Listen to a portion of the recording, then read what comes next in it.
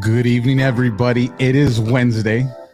It is episode number 38. I had to check. We're moving up in those numbers really, really fast, you guys. This is the Alpha Warrior Show. I am your host, Alpha.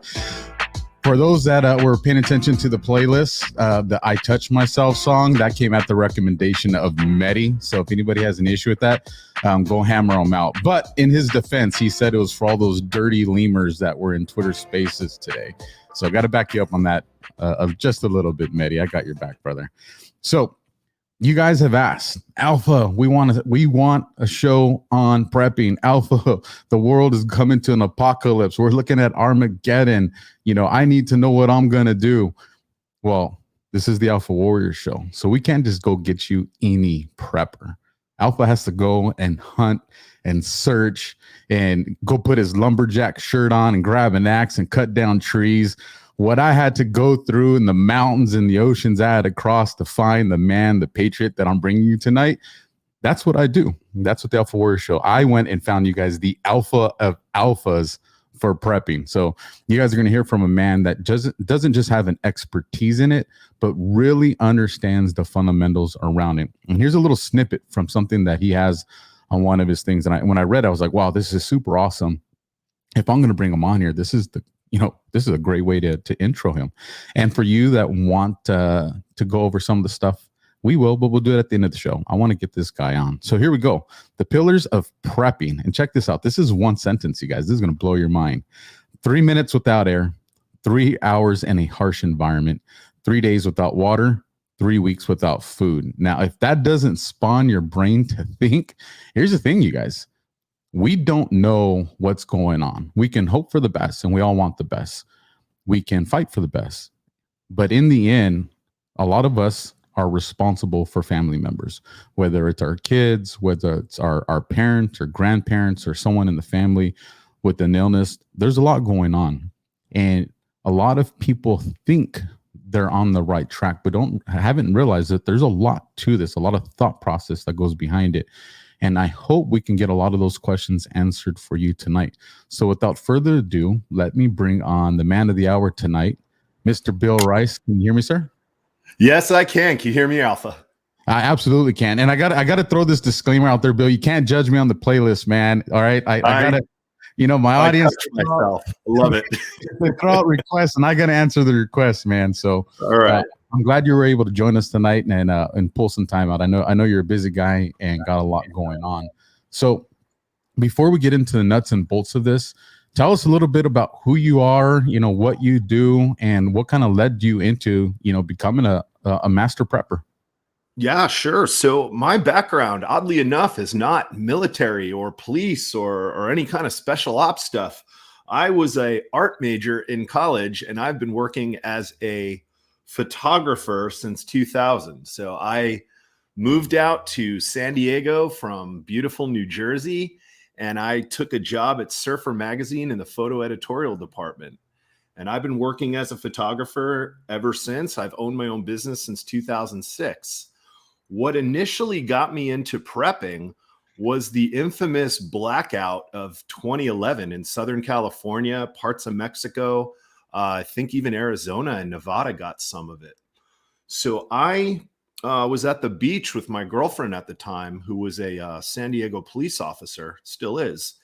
And we were coming back from the beach and we went to Albertsons to get some dinner. And the lights were out. We walk into Albertsons, local grocery store, and there's teenagers running out with cases of beer.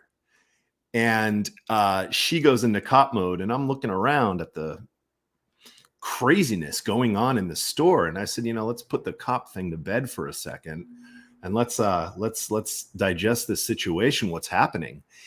And I had $20-something in my pocket. They weren't accepting credit cards. Everything was cash. There was no power. Everybody was panic buying. And that is what led me into starting to wrap my head around preparedness and self-reliance in emergency situations. Absolutely. And I'm glad you told that story like that, because you were very fortunate, that you had time to recognize this. Imagine when that happens in the future, but it doesn't stop and it just escalates and it snowballs into something worse. And, in Yeah, my audience, Bill, we have some great patriots, some people with great hearts, people fighting for this country. The last thing I would want is for them to find them in a situation where they can no longer be a part of that fight because they weren't sure. prepared. So, Yeah, we get on, Twitter spaces, and, everybody knows Twitter's like the commie platform of the world, but it's the sure is. trenches. It's the trenches of this information war. And I've seen Sure. some people go in there and provide, information and ideas on prepping. And sometimes I hear stuff and I'm like, I know that's not right, but at least somebody's trying, to get info out there, but it can get people Yeah. going in the wrong direction. So with that, what you see are the main mistakes people make when they are prepping or trying to prep, and then we'll go from there. Yeah, sure. So there is a lot of bad information out there, and I think some of the worst can come from people who are using fear to sell a message, and the doomsdayers. The ones that say the sky is falling, the world's ending, everything's going to hell in a handbasket. Yeah, that is the worst situation, and that's what some of us might be prepping for. But I think taking a more realistic approach towards prepping, and that's preparing for something in your environment that might negatively affect you, whether it's wildfires or earthquakes or flooding. People get a little overwhelmed and they go straight to worst case scenario, or SHTF, shit hits the fan, rather than prepping for the smaller events that are more realistically going to happen in your lifetime. I mean, most people aren't even prepared for a blackout lasting more than 24 hours. If you don't have electricity to charge your gear, or communications, or cell service, that's something that people tend to overlook, and they go straight to disaster. So I think getting overwhelmed is the first primary thing that I see a lot of people who are new to emergency preparedness and self-reliance overlook the small steps. Furthermore, I think fantasy planning, that's another one that I see. A lot of people say, oh yeah, I'm just going to bug out to the woods. Well, I got news for you. You live in a populace like San Diego, you got, almost 2 million people with that same idea. So those woods are going to be a little bit crowded. Unless you're, Bear Grylls or one of those other survivalists, going into an environment where you need to hike and fish and hunt and grow food, that's fantasy planning for a lot of people. And unfortunately, a lot of people, they want to be the lone wolf and go out into the wilderness and think they're gonna tough it, but man, they're in for a rude awakening. So those are two right off the bat right there. Probably another one is, everyone says, oh, I got enough firearms and ammunition. Well, again, that's kind of fantasy world. I mean, once we get past the initial disaster, there may be laws coming back. Law and order might be reinstated, where you're going to have to answer for those things that you might have had to do when that emergency occurred. No, absolutely. And, I think about, I'm out here in the Palm Springs area, so I'm surrounded by literally miles and miles of scorching hot earth and desert. Right. So I'm like, well, if I take to the mountains, I'm definitely not going to find some deers for a very long time. And I don't know if I want to live off lizards and the desert tortoise, if I can even find those things. So I've never eaten lizard. No, I don't think. yeah, I'm not looking to start. So no. So you've come up with these fundamental of the 10 pillars of prepping. So Yeah. walk us into that, and from moment to moment, I'll engage and ask a question, or you might spawn a thought that I want to go off on a tangent. But what made you come up with the 10 pillars of prepping? Is that something that is in the prepper world that people like? If I go out and say, hey, I'm prepping, I know about the 10 pillars, and they're like, oh, okay, this is what you're talking about, or is this something that you've kind of come up with on your own? I've built on it. Some people say 4, some people say 6, some people say 8. I've come up with 10 that I think are the most important. And in no particular order, except the first 2, is water and food. Water is the most prep you can possibly do right now. That is essential to have. Your body can only go 3 days without water before it starts to shut down. Severe dehydration. Your body can actually go 3 weeks without food before you start to physically shut down, or organ failure. So water, and you said you live in the desert. I mean, how can you acquire water if you don't have it already stored in your home? So to go through the list, we got water, food, shelter, which could be a tent, your house, a car, depending on the emergency situation. We also have fire, communication, and intel. We have health and fitness, that's in one. And then security, that's where firearms come in, and securing your home. Your home's your castle. You need to secure your home to bug in instead of bugging out. Bugging out is fantasy world for most situations. And then the final three are tools, sanitation and hygiene, and the last one is mobility. There's a lot that goes into all these topics, and I want to introduce your audience today to just beginning to scratch the surface on these topics. I can speak in great detail, hours and hours of coverage on every one of these topics.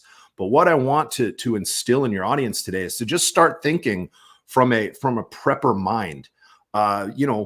If you don't have access to water, if your faucet's shut off for some emergency, and that emergency can be anything from as simple as contamination or an earthquake or something in your environment that disrupts the water flow from the city, the easiest thing you can do for water right now is to go out and buy it. We can go to the grocery store and buy gallons of water in those plastic, 5-gallon or 2-gallon, or even the gallon things from Costco, Walmart, wherever you shop. The easiest thing you can do right now is go out and buy water. And the rule that you really want to follow is 1 gallon of water per day per family member. So if you're looking at a family of 4, and FEMA, I take them with a grain of salt, but FEMA recommends 3 weeks of water on hand. So for a family of 4, that's 84 gallons of water. Most people, I can guarantee you, don't have 84 gallons of water readily available in their home. And it is very possible to get that set up. I have, I believe, 3 months of water stored in my garage in 1 gallon, 2 gallon, 2.5 gallon bottles, and the whole thing cost me $98 to get set up. And I'm water secure for 3 months. So water is definitely the number one thing that people need to start wrapping their head around for prepping. Now, when you bring up water, and I know this was something that I didn't even really think about at first, is a lot of times, we think, beans and rice, and then it dawned on me, someone had brought it up, is remember, you need to use water to cook a lot of these things. Sure. So when you're talking about, the 5 gallon or 4 gallons of water a day per person, now is 1 that gallon, 1 gallon a day per person? 1 gallon of water a day per person. Is that just strictly drinking, or is that taking into mind, water that's going to be needed, to cook food or something like that? Yeah, it's for cooking as well. I mean, Ideally, from a health standpoint, it's good to drink water. A 5-year-old doesn't need to drink a gallon of water a day as much as a guy who's my or your size. But it does take into account cooking with and using it to mix into maybe some freeze-dried prepared meals. There's those Mountain House brands that are all freeze-dried food. You pop open the lid, you rip the top off, and you pour in the hot water. You stir it up, and that would be part of your water supply. When you come into washing or bathing, that wouldn't be considered part of your drinking water. That would be acquired water from either rain or you can catch rainwater in most states. So you could set up a system where when you get a good rain, you can fill up 55-gallon drums of water in your backyard. And it won't be safe for drinking. There's ways to make that safe, but it would be good for cleaning yourself, proper hygiene, and washing your dishes and things that get dirty. Now, with that 55-gallon drum, so I went and bought one of those a few years ago, and I have it on my garage. It's still in the cardboard box, and it has the whole little system and everything connected to it. And I keep telling myself, all right, should I fill this up and then recycle the water out, or do I have enough time when the shit hits the fan, I get the water hose, drop it in there and fill it up, and then this way I know I have a fresh water supply? Or am I playing Russian roulette thinking that way? I mean, what would be your advice? Well, What I would do now is, I mean, since we have the luxury, you go get the hose, and you want to use a proper hose. You don't want to use the garden hose. You want to get one of those food grade hoses, and they sell them at Walmart. They sell them in camping stores. They're just basically white hoses. They're free of any contaminants. Some garden hoses can contain lead, so you want to avoid that. There is a way that you would fill those barrels and treat them with a certain, it's a dual combo of water purification. And once you properly make that water as pure as possible, getting all contaminants out of it, and if you seal that lid good with the proper ratchet, that water is rated good for 5 years. So after 5 years, maybe you can dump it and refill it, but there's always the possibility of retreating stored water. So if you are in a desperate situation, being in a desert environment or where there's no water, you could always take that water that you've treated a year or 2, 3 years ago, and there's a way to repurify it through boiling or filtration if it does get some kind of algae or a mold in there. But you're going to want to double, treat it if that's the case. But you keep that in a cool, light-free environment, that water should be good to go. Well, that's great to hear. I didn't realize it because it was a whole kit. I got it from one of those survival websites, and it comes with the treatment and all that. So, but wow, that's awesome. So I know what the wife's going to be having me do over the next few days. She'll be like, "I told you to fill it up. You never listen to me." So yeah, there's a saying in the prepping world: the best time to prepare was yesterday. So yeah, definitely get on top of your water. Now that makes a lot of sense. Now. Yep. Two more questions with water, and if it spawns any thought, please interrupt. A lot of the things, and I've seen some people in the different chats and the different platforms I brought up and said they've bought those life straws. From what you've heard, are they as reliable as they sell them to us? And if they are, all right, so they are. So is that something that, and like I said, I've done little research into them, but let's say I have a pool, and we know the pool has chlorine. And I've completely exhausted all my water. If I throw a life straw in there, am I messing around with danger, or is that something that's supposed to work?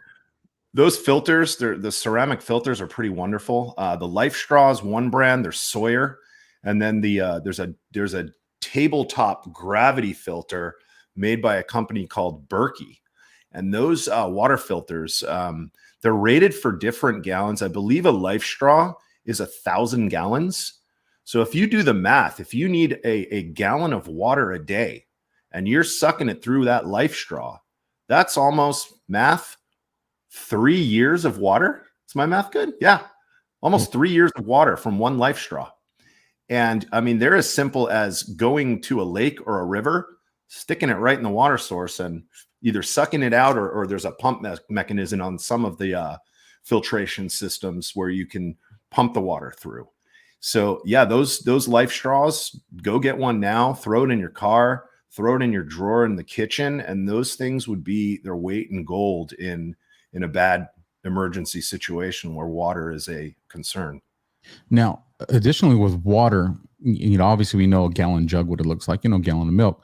But when we look at, those 5 gallon like Sparklets containers that you can, get water at Lowe's or Home Depot, are those just as good? And if so, because, I think, and I thought I had a lot, but I think we have 4 or 5 of those things. So 20, 25 gallons. So obviously we're way behind the curve, a couple bottles of water, but we need to get more of those. Are those something that are good as well? Or do you prefer them in smaller storage, like gallons and... No, those are just as good. And technically, there's no real expiration date on bottled water. As long as you keep it in a dark environment where you don't get great fluctuations in temperature. And if you're storing them in a garage, the best way to store water is off the ground. You want to put it on a couple of 2x4s. That way, the heat from your garage floor is going to go up and down during the day, and that will affect the stability of the water and the shelf life of water. But again, when in doubt, you can always take those water bottles and refilter them or reboil them to be 100% sure that they're sterile and drinkable. Okay, awesome. Good. Yeah. So now let's get into food. We have we have adults, we have kids, we have elderly people, we have people buying MREs, we have people getting canned food, we have, My Patriot Supply, people going on there getting, 3 months and 6 months worth of stuff. Or is it like money? Should we be diversified, or is there something in particular that, definitely. You will get tired of eating the same thing. You'll get bored of the same food. So what I suggest with food storage is there's something called a working pantry. Now, a working pantry would be a separate area. Maybe you keep it in your kitchen. I have my kitchen's right up here, where I have my kitchen cabinets with my soups, with my mac and cheese, with the things that I like to eat. And then I have a working pantry to the side of it, and it's on 6 shelves, and it's stocked with the food I normally eat. And the best way to start a working pantry is go get some kind of shelving unit, whether you put it in your garage or your kitchen or a spare bedroom, and start thinking about what you like to eat in a week's time. I eat pasta every week. I love pasta with sauce. So I have almost 6 months supply now, but you want to aim for 3 weeks off the bat. So if you eat pasta one day a week, you're going to want to go to the store next time. Instead of buying 1 bag of pasta, or however much your family eats, buy 3 full servings. So when you put it in your working pantry and you're out of it in your normal cupboard or your cabinets, you're not saying, "Oh, I'm out of pasta. I'm going to go to my working pantry, pull from there, and then write on your grocery list, replace a pound of pasta." And that goes with pretty much everything you eat. I know a lot of people, they will buy Spam and canned meat. I don't think I've ever eaten Spam in my life. And people are storing this stuff like it's gold. And you're really going to want to eat that stuff when I guess if you're hungry enough, you can eat it. Let me tell you, Bill. All right, guilty. All right, guilty. Yeah. I know the wife's in the bedroom right now, and I know she's laughing her ass off right now. She's we literally have like a little mini pallet of the Vienna sausages, right? Yep. Those little mini weenies, right? And she's like, "Are you serious?" I said, "Listen, when you're hungry, you're going to eat anything." So, sure.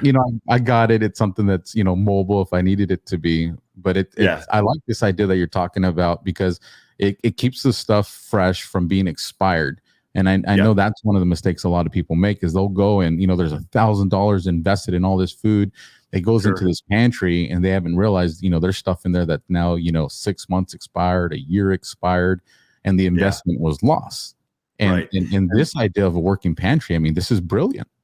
Yeah, you rotate your stock too. If you put in 3 jars of tomato sauce, you're not going to pull from the front and replace in the front. You pull from the front and you slide the other jars up so that you're replacing in the back.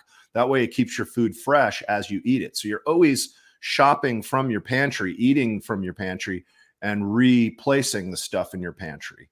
And that's the best way to get your food supply. 3 weeks is a great goal. 3 weeks, if you get 3 weeks of food and water, you are more prepared than 90% of the United States right now. Most people do not. Most people are going to be caught very flat-footed if something goes bad. And that's something, like I said, I'm not looking at World War III, planes dropping out of the sky. I'm looking at something in my area that I deal with constantly is earthquakes and wildfires. I've had wildfires come within 200 yards of my house several years ago. So that's the kind of thing where you got to prepare for real world scenarios, not fantasy planning where you're going to be, out forming a militia to fight the commies coming to your door. Red Dawn 2.0, right?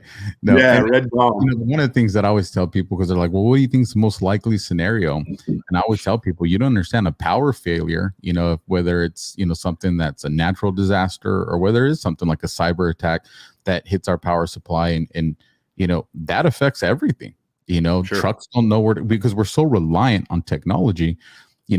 These trucks don't know where to go for deliveries. Even if they do deliver stuff, air conditioning, backup generators only last so long.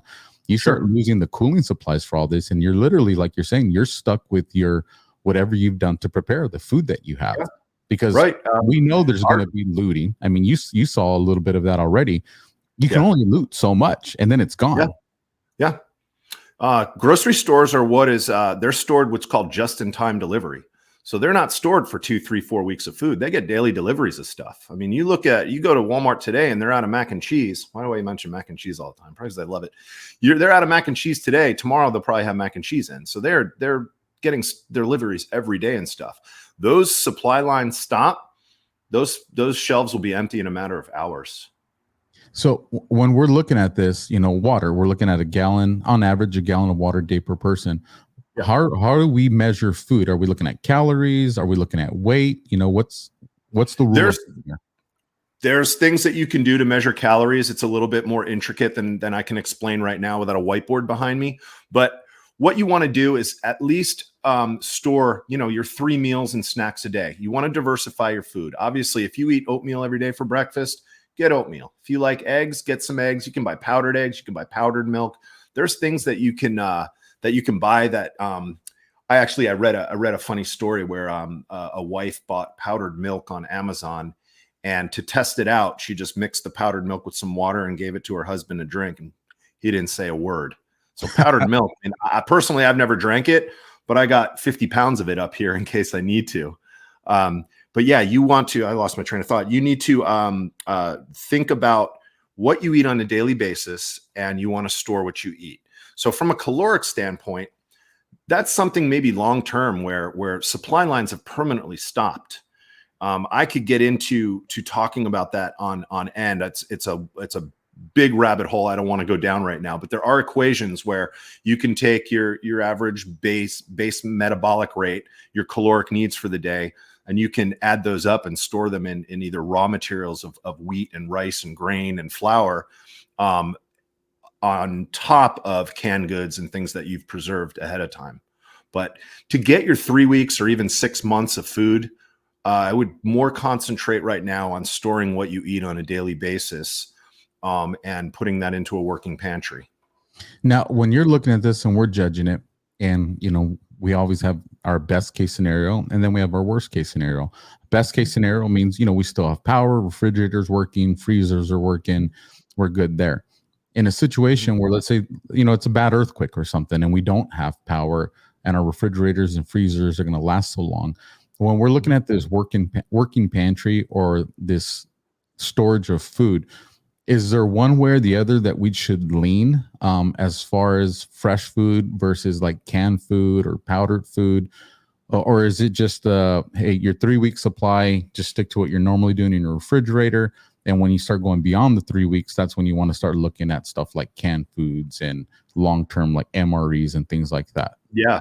I would argue, if you lose the power, the stuff in your fridge is going to be bad in amount of hours. The stuff in your freezer up to 48 hours, depending how full it is. So the first thing you're going to want to do is go through your perishables. You're going to cook your meats. You're going to eat like a king for a few days. But then you're going to go to your prepped rations, which is canned goods, freeze-dried goods. MREs are good to have. They're going to block you up a little bit, but I guess worst case scenario, MREs are good. They're very calorie dense, but very overproduced food, over salted, and they're not good on a long term. But those brands, like you said, the Patriot and the Mountain House, those are a little bit pricey, but those things are what's going to get you through a temporary, emergency where you don't have power. Your ability to boil water will become crucial too. If you're on electric and you don't have natural gas, or if the natural gas is off, you got to think about your other pillar of prepping, which is fire, because fire is crucial for cooking food and also purifying water. So that's another thing that we could segue into kind of is the importance of fire, being able to cook with. You don't have heat, you can't eat. And you know what? This is a great segue, because this is another thing that I heard from, I believe his name's Patriot, and he lives here in Southern California as well, towards the Victorville area. Yeah. And he brought up wood, and somebody had jokingly said, "Hey, we're in Southern California, man." Another guy that was in there, we don't get snow. Why do we need to worry about being warm? And he's like, "Dummy, it's just for being warm." And he said exactly what you said. If you lose your ability to create fire electrically or through gas, how are you going to cook all this stuff? And I remember thinking like, wow, that's a great point. So what are the solutions to this when we're looking at, alternate ways of getting fire? Well, the best way to do it is go out and get a little camping stove. They're $70. They're probably cheaper than that. You can get, I think I have a Coleman one. It's like got dual burners, and I use it every time I go camping. And it hooks up to the little 1 pound propane tanks. And you can also get an attachment where you can set it up with a 20-pound propane tank. And those propane tanks go a long way. I've been on the same propane tanks for the 1 pound I've been on for the last 3 days I've went camping, and I still have not run out. So a little camping stove is your one best option. Also, a lot of people may have barbecues in their backyard. Just make sure you have the fuel source, usually propane or charcoal to cook your foods. You could always boil water on a grill if you need to sterilize water from collected sources like a river or a lake or your gutters if it rains. So fire is definitely a thing. And a lot of people they they think they're Bear Grylls again, and they think they're going to go out and rub sticks together in the woods and create fire. That is probably one of the hardest bushcrafts to master is procuring fire from friction. That's why part of my EDC or everyday carry is a simple lighter in my little change pocket in my jeans. So, it's much easier to go buy a lighter now. Go get Bic lighters, buy them in bulk, throw them in your drawer, throw them in your glove compartment, throw them everywhere. Because, real life, you're going to want to get a fire going quick. You're not going to want to be rubbing sticks together. And if it's damp out, forget it. You'll be there all day, burning a lot of needed calories. So, and that's another great point and I know you covered this a little bit on one of your videos on fishing. It was doing that measurement of how much energy did I expel in order to catch the food I wanted. And I'll tell you what, I had never thought about that until I saw your video. I kept thinking, if the family needs me to, okay, I'll climb to the freaking bighorn and I'll go find me a damn sheep.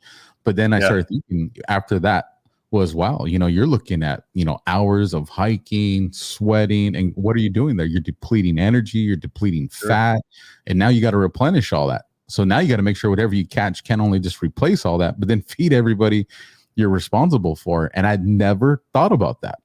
Yeah, calories are a currency in an emergency situation. You don't want to, expel more calories lighting a fire or hunting for food than that fire is going to give you warmth, or that food's going to give you nourishment.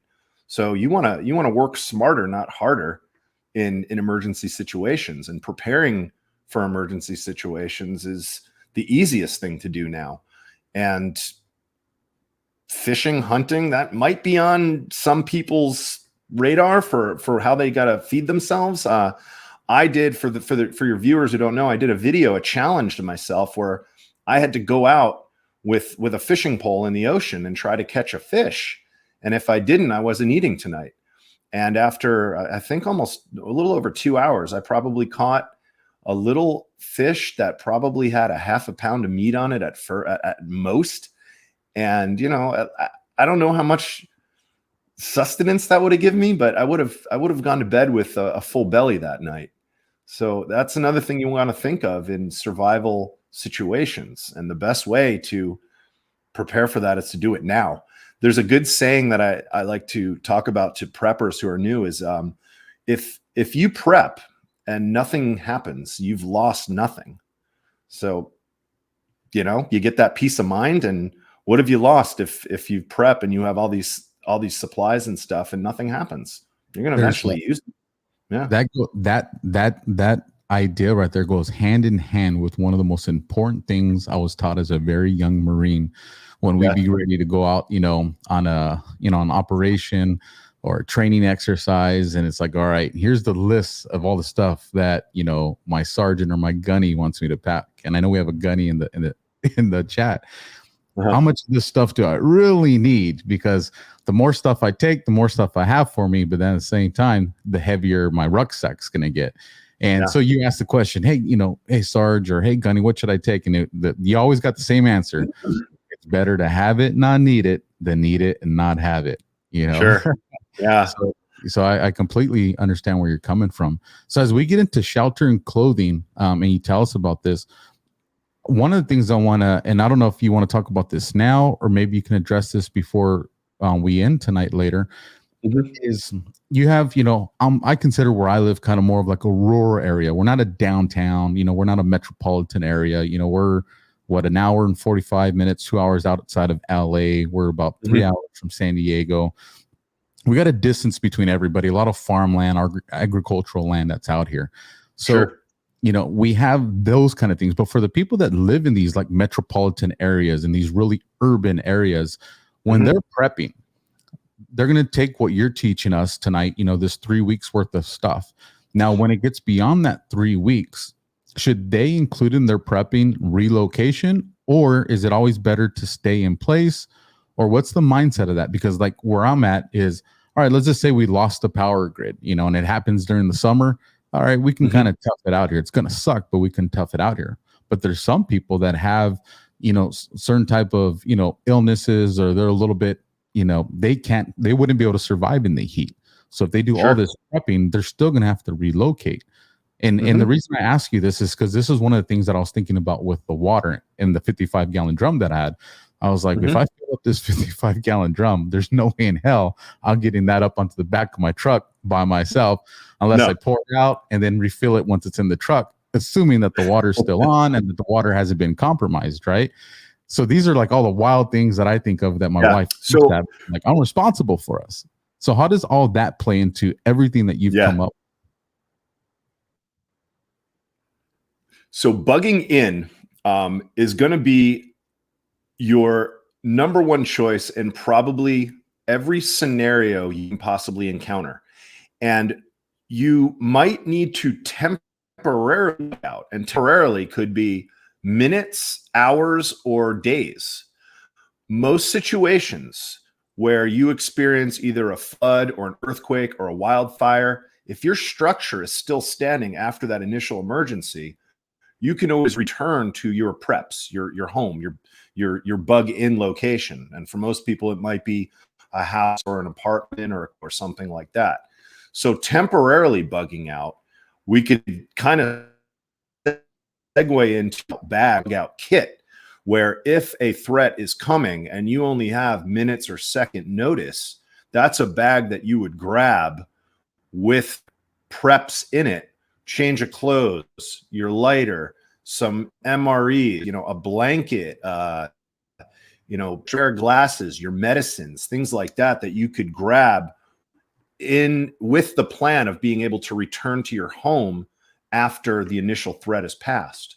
So there's a few situations that I can name where temporary bug out could be an issue. And that might be you're around a train track and a train derails carrying chemicals that might temporarily affect your area. You may get an evacuation order, but that evacuation order is going to be lifted fairly quickly once the contagion is no longer an imminent threat, and you'll be allowed to return to your homes. Now, part of a family's emergency plan should be having a secondary bug out location. And that's twofold. One would be a secondary meeting point. If communications are down and you can't get to your house and your wife is at work and your kids are at school, where do you have a predetermined place to meet? For me and my family, it's at the local fire department, which is only a few blocks away. It's walking distance. And then if they're not there and we wait an X amount of time, we go to our secondary location, which might be our friend's house up in, Temecula or downtown San Diego or wherever the threat or the emergency hasn't hit yet. So this is something that takes a lot of planning. Bugging out takes a lot of planning. It's the absolute worst case scenario, but if you need to do it, you could set it up now with contacting friends and family saying, hey, if we need to travel to you, be it by foot, by bike, by car, depending on the situation, you have to plan for that and plan your bug out bag accordingly for maybe walking long distances or being away from your house for 1, 2, 3, 4 a week, time. Now, and I'm glad you brought that up, because this is one of the things that I have told people too is when you come up with these secondary points or these secondary locations or these rendezvous points, I always tell people, don't always assume that you can get there by vehicle. You don't Mm-hmm. know what the conditions of the roads are going to be. So you Sure. need to make sure that your family knows, hey, if this is the rendezvous point we're going to get to and the roads are shot, and I'm not there in 2 hours, that doesn't mean I'm not coming. But if my only Yeah. option is walking, it may be, half a day's walk to get there. So, have all Yeah. that as part of your plan. So, and I know a lot of people don't think about those things. Yeah. Like I And said, that's one of the pillars of prepping is also mobility. You got to think about, what if your car is inoperable, or what if the freeways are jam packed with millions of other people evacuating an area? How are you going to travel? Are you physically able to walk 1 or 2 or 5 or 10 miles? I don't know the last time I've walked 10 miles. I know I can do it, but there's a lot of our population that might not be fit enough, or might have disabilities where they can't walk extended periods. So you're going to have to decide, there's other options. A motorcycle would be, or some kind of off-road motorcycle is a great alternative to cars, because, you can split lanes, you can go off-road. I mean, you've seen all those disaster movies where the city gets nuked or whatever, and there's just a line of cars heading out of the city and everyone's gridlocked. What are your options? Can you walk? Can you bike? Do you have a horse? I mean, do you have anything? Do you have a scooter? Whatever. You got to think about these things, plan for them, and especially for elderly or people that you might be taking care of, or even young children. So that's something. let me interrupt Yeah. right there real quick, Bill, because Yep. I know a lot of people be like, well, yeah, but what are the chances of a nuke or something to happen? And I know that's, it's the point you're trying to make. But like I said, I Mhm. live out here in Palm Springs, Southern California. So the Yeah. 10 freeway, it runs 10 west and it runs 10 east. So we want to Yeah. go to LA or anywhere, we're taking the 10. We want to go to Sure. Arizona, we're taking the 10. Now there's Yeah. a few alternate routes that go through the mountains, to get to like Hemet, Temecula. Mhm. But they're very narrow. So you want to Sure. talk about traffic being backed up. A few Yeah. years ago, we had the 10 eastbound going towards, Havasu in Arizona. The bridge Mhm. collapsed just from water. It was just flooding. It wasn't no Yeah. big, it was just flooding. Okay. And what it ended up doing was what normally would have taken, an hour and a half to make that travel. You were looking at 6 hours, sometimes 9 hours to go that way, Mhm. because everything was being put off to these side roads that were being created. And it took them about almost a half a year to get that bridge back up, one side of it, and then the Wow. rest of the year to get the Yeah. other side of it. So, people need to think, and what about an earthquake? If an earthquake took down these bridges? So just understand that Sure. this concept, this mentality of your roads being, blocked off, or if you live in an area like I do, where you have one major freeway and that's it, what are your contingencies? Because this is the idea that I've had to commit myself to thought process is, if Yep. something happens and we're gonna have to make a choice. Do we, bug in and stay, like, what you're telling us, or do we bug Yeah. out? Because that decision is gonna have to be made fast. Because if it's not made quickly, then you're gonna be stuck in that line of cars that would probably be there a whole day, if not longer.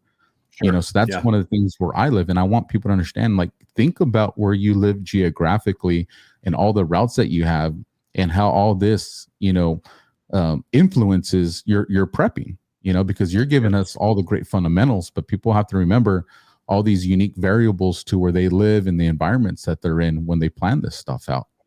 Absolutely. If you live in a cold environment and you need to bug out, the cold weather exposure kills, I don't know the statistics, much more people than hot weather exposure, heat exposure each year. So that's something where you got to think of. I put shelter and clothing in the same category on my pillars of prepping, because clothing is technically shelter for your body. And if you need to bug out, and it's 10 degrees out, 15, 20 degrees out, how long can you sustain that exposure before you succumb to the elements? And you started your show with that, with my famous 3 minutes without air, 3 hours in a harsh environment, 3 days without water, 3 weeks without food. Now, 3 weeks without air could be anything from a chemical contagion to wildfire where you're suffocating to how are you going to overcome that? You got to think worst case scenario, you're going to want to get yourself a decent gas mask to put in your car or put in your bug out bag to survive three minutes without air. And then, of course, 3 hours in a harsh environment. If you're in jeans and a t-shirt, and even I was outside last night in San Diego and it was 55 degrees. And I had my prepping meetup group that I do every Tuesday here in San Diego. And we were chit-chatting outside for an hour and it was 55 degrees. And when I got in my car, I was shivering. And I'm not a guy that gets cold very often, but 55 degrees to someone in Canada or Alaska or somewhere in the Northeast or Montana listening to this right now, you're going to laugh at thin-skinned Bill here. But, you're gonna start to feel that after a few hours. 3 hours in a harsh environment, whether it's cold or hot or freezing rain or whatever. Being wet and having to trek it's probably the most miserable thing in the world. So that's another thing you got to prepare for, is 3 hours in a harsh environment. 3 days without water, we've already touched on that, and 3 weeks without food. That's as long as the body can go before you're not going to be able to have the energy to tie your shoelaces to walk. Never mind walk. Yeah. Actually, you brought up a good one before I move into one of these pillars, and it kind of takes us back to food and water. Let's say it's somebody, and maybe I didn't prep so well, or maybe something happened that kind of I lost some of my prepping. What are some of the indicators people need to look at where you can start recognizing, okay, I'm not getting enough water, or I'm not getting enough nourishment? Are there symptoms? Like obviously I know water, there's dehydration, but what are some of the things that people need to be prepared to look out for, or maybe with their family members if they're not drinking, or what are the things that we need to look for? Well, dehydration is the number one thing and you'll know it when you get dehydrated.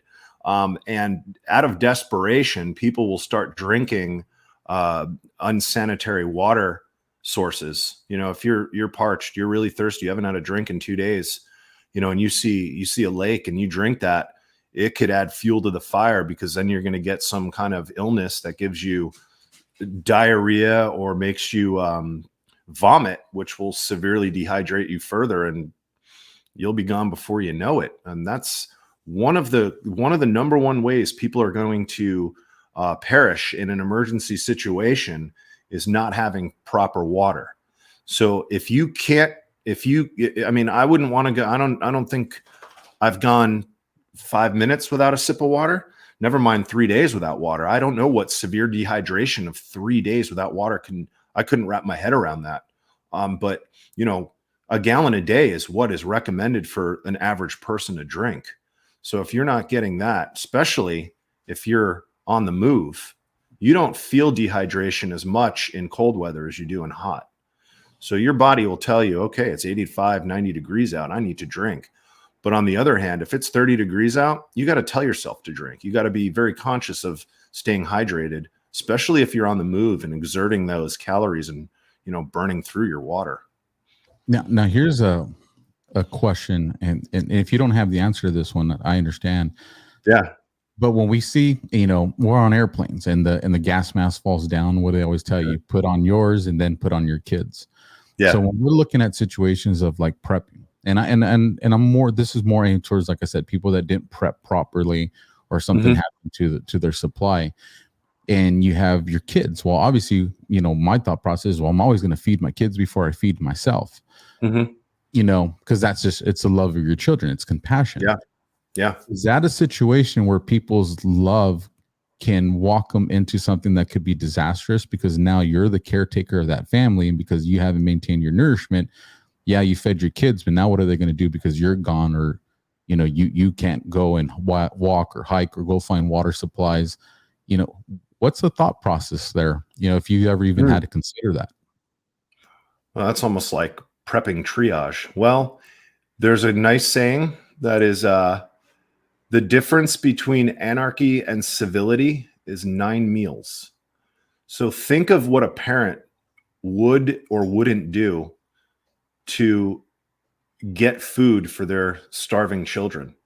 Unfortunately, fear and desperation can turn a church-going Christian, normally nice person into a savage survival mode person. So I don't have an answer for you as far as feeding your children before you. I think that is probably one of the hardest decisions that you would have to make in a really bad situation.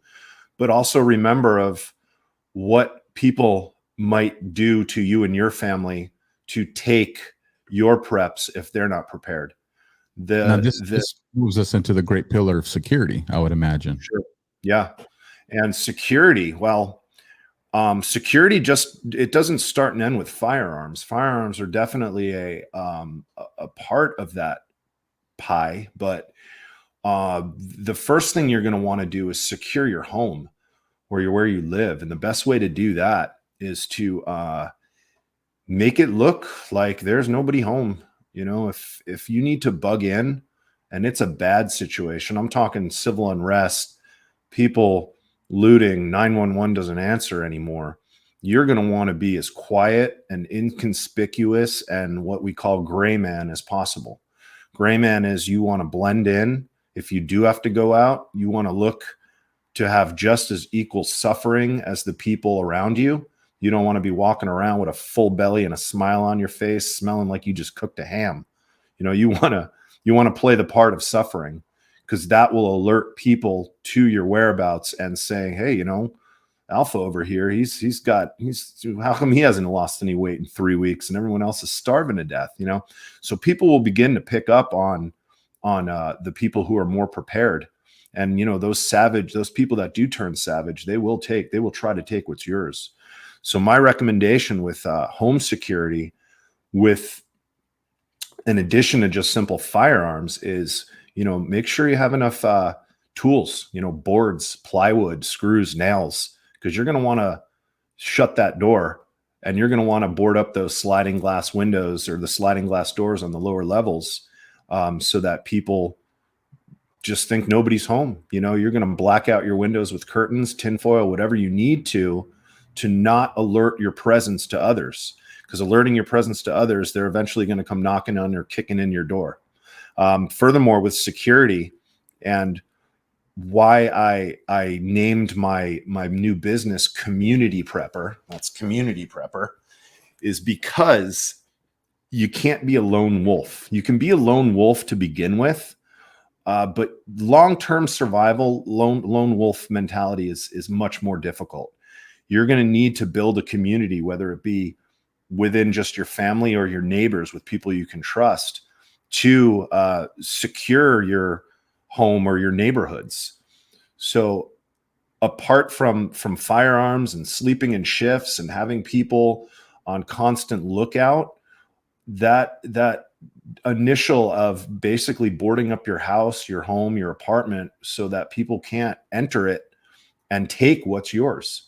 So that's the main points of security, is securing your home and securing your safety with firearms. And, you know, don't just buy a firearm. What you asked me at the beginning of the show, what are some of the biggest mistakes new preppers make? And that's buying gear and not knowing how to use it.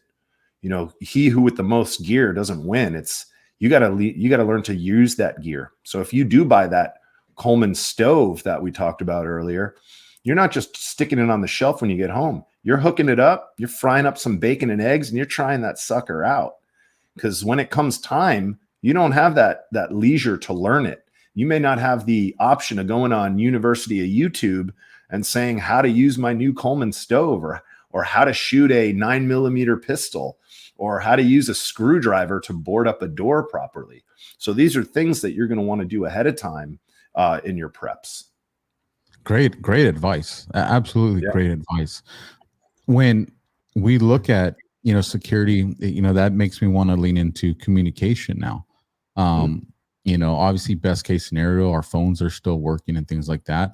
But in the event that our phones aren't working, you know, what do we do? Well, yeah, I mean, you're military. Wars are won and lost on communication and intel. So having a simple emergency radio, a weather radio that you can buy right now for about $12, could be the difference of knowing what's coming and having the opportunity to bug out if you need to, or suffering the consequences when that comes knocking on your door. So an emergency weather radio would be my first purchase. And they come with some solar options And the one I have has a hand crank charger and a solar option and a battery option. So you're going to get power one way or another. Another really good thing to do is start researching what's called a Baofeng radio. A Baofeng radio is a longer distance radio that a lot of ham radio people would use. And you can listen to various channels, emergency channels, without a license. You cannot legally press the talk button without getting certified in ham. But in an emergency situation, I would disregard that if I needed to open up a channel and communicate with family or something. There is quite a learning curve to the Baofeng radios. But if you go on University of YouTube and you search Baofeng radios, you can pre-program them to get all of the local sheriffs, fire, police, emergency, weather, and you'll be well ahead of most people. I mean, I threw out that 90% number earlier. 90% of people in America would be caught flat-footed in an emergency situation. I would say over 99% of people would be without communications if cell towers were gone and you didn't get a dial tone when you picked up your phone in your house, if we still have phones in our houses. And let me add to that. I know a lot of people, especially a lot of, we have a lot of law enforcement in our audience and family members. I know a lot of our communications in law enforcement have gone to encryptions and all this stuff. So I understand what you guys are saying, you guys, but also understand that if that technology is compromised for law enforcement as well, they're going to revert back to our old analog signals, bouncing from one tower to the other tower. And those Baofengs are going to work on that. They are going to pick up that information. So just understand that if you are in a bind, chances are your law enforcement and your fire department are probably just a few days behind you, once all the backups and all that go down. So, those Baofeng radios are still really good to getting that emergency information that's going to be out there. Also, another thing I could touch on with communication is communicating with your family when there is no radio. You're going to want to have a predetermined place to maybe leave a note at your house. Everyone in your family knows that, hey, if dad didn't come home and he's not here by, tonight, we're going to leave a note under the back plan or the back mat or the wherever saying went to secure location number 1. And secure location number 1 isn't going to spell out where you went. You want to practice OBSEC, observational security. You don't want to alert people where your whereabouts or where you might be heading to. So if I'm going to the fire department, a half a mile away, I'm going to wait there for an X amount of time before I use chalk or a grease pen or something and write on the wall a code saying, Bill Rice, community prepper, went to location number 2, but I'd say it in code so that my family would read it and know what it was. That's another thing as far as setting up an emergency plan for you and your family. Man, those are great points. Phenomenal points. I'm telling you, man, you've come up with some ideas that I haven't heard people in the military or all this other stuff. You've really put some thought into this, and it shows. Now, something that's real important, because I know we're getting really short on time, but I definitely want to cover this one: health and fitness. Yeah, health and fitness. So health and fitness can be divided into 2 categories. Obviously, your health, your mental health, your physical health, and fitness, your capabilities of, exercise, walking, lifting. The best time to prepare was yesterday, but right now, if you're putting off that filling, the crown you need, the new prescription, the glasses, the yearly checkup, that's something that can bite you in the ass in an emergency situation. Because what if our medical community or medical services start to go down? Eventually, your ailments are going to catch up with you. So as far as health goes, you can go now to the dentist and get your tooth fixed. It's a minor discomfort now. It's a major discomfort later. Also, you could talk to your doctor about giving you longer prescriptions if you're on any kind of medications, heart, cholesterol, blood pressure, things like that, things that you will need to live. That's something you can address with your doctor.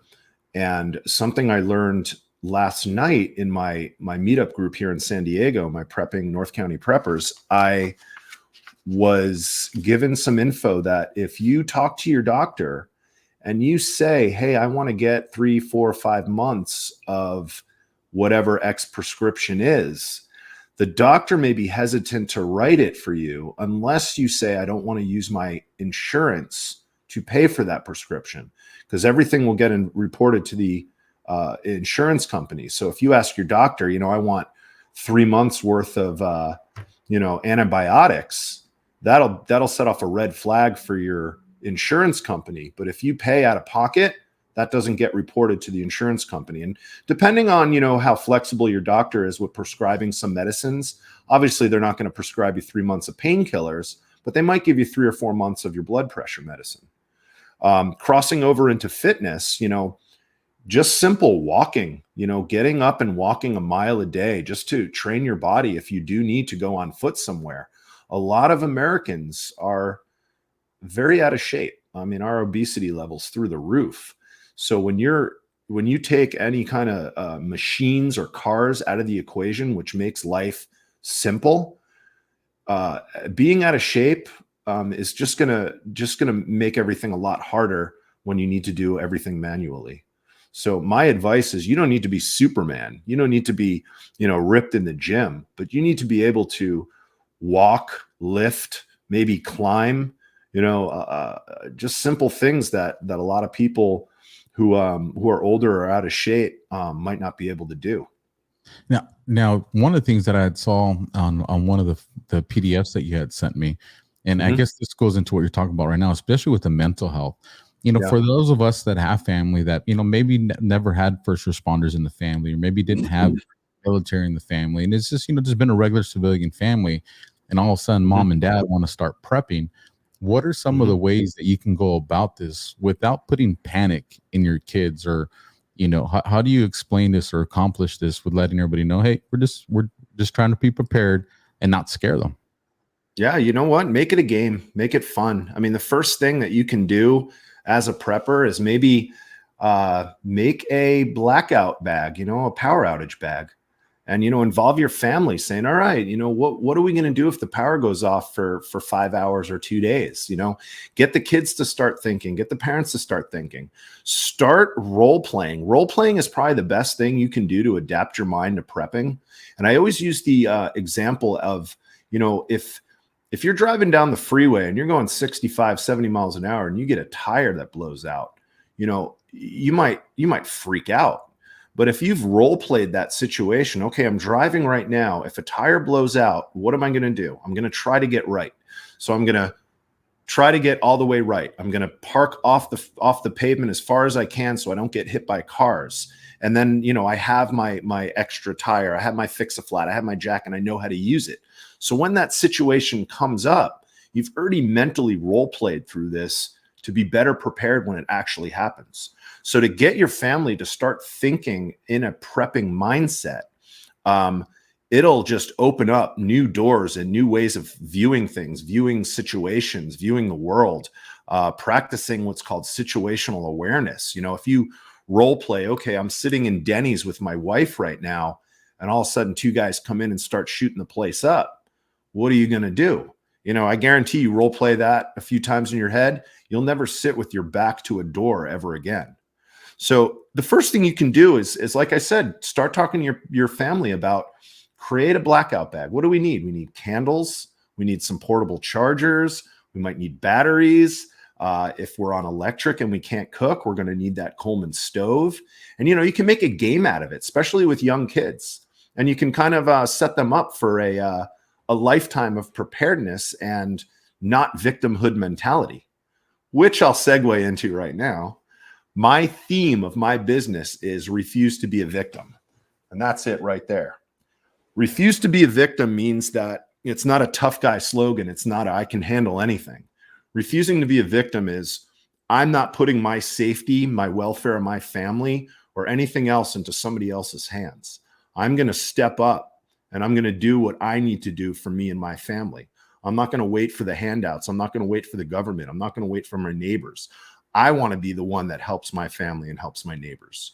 So I think I answered your question there as far as No, how that's to get the kids. Yeah.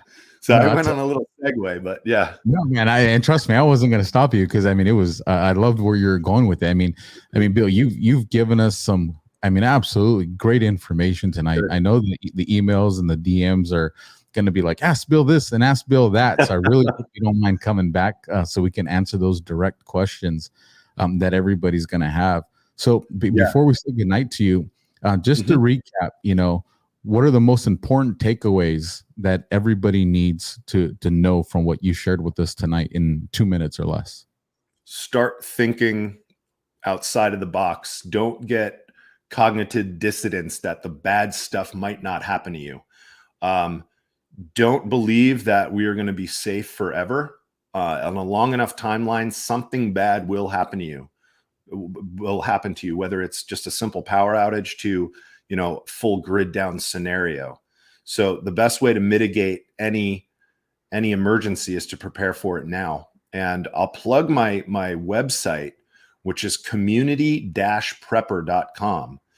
And if you go to that website, it will link you to my social media, my YouTube and my Instagram.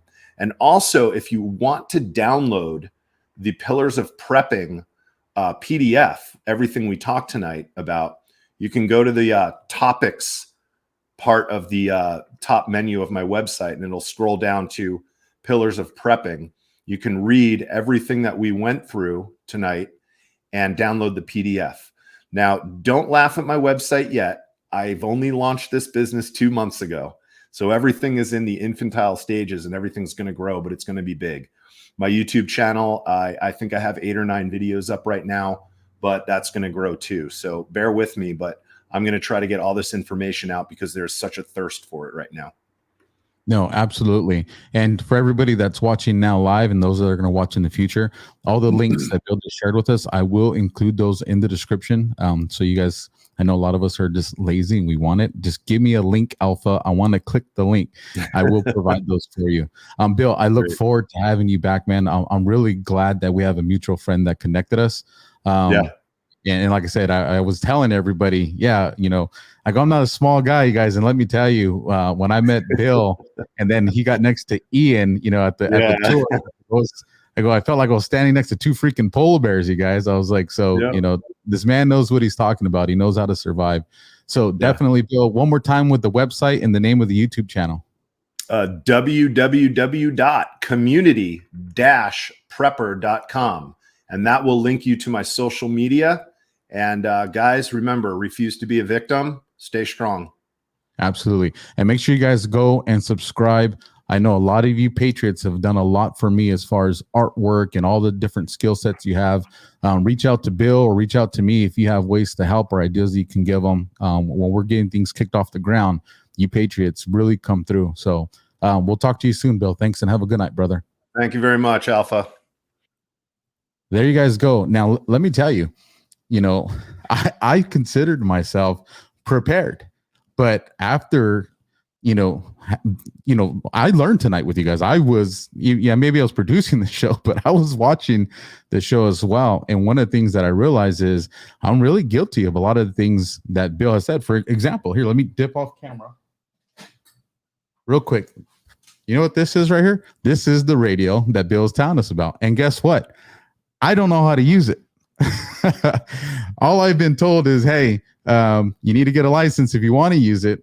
If there's an emergency situation, go ahead and use it. But I am very guilty. I've had this thing for about 4 months, you guys. 4 months. And it should have been on the priority list, but I knew that I had it and I'll get to it and I'll get to it. And what if that moment would have came tonight, you guys? I literally have a tool that's nothing but a paperweight now because I don't know how to use it. So we need to really pay attention to the things that Bill shared with us tonight, because it not only can it make life easier, but it could probably save your life, especially if we're responsible for our loved ones. There's a lot of unique situations. What if you have a newborn baby and you need to think about formula and baby medications? What if you have a mom that's breastfeeding and, we got to make sure her water intake's a little bit higher. All of us have unique situations. So as you take these pillars that Bill has put together for us, like he said, run the scenarios. and I know he's accurate in that mindset, because in law enforcement, that was one of the things that we did. We ran scenarios everywhere we put gas, everywhere we ate, everywhere we hung out to stay out of the public eye. We ran the scenarios, because when something happens, if your brain has already been there, it will revert to that training. When your brain has never been in a situation, that's when shock and panic kicks in, and shock and panic will get you hurt or get you dead. And I know those are extreme, but that's what we want to prepare for. So like I said, give me about an hour, you guys. I will have those links in the description for you. And then, like I said, this is a great patriot. And when we find patriots like this, we got to support them. So go to that website, subscribe to his channel, and definitely give him feedback. Because I know when I get feedback from you guys, sometimes it's hard, and it really does give us encouragement to keep pushing on. So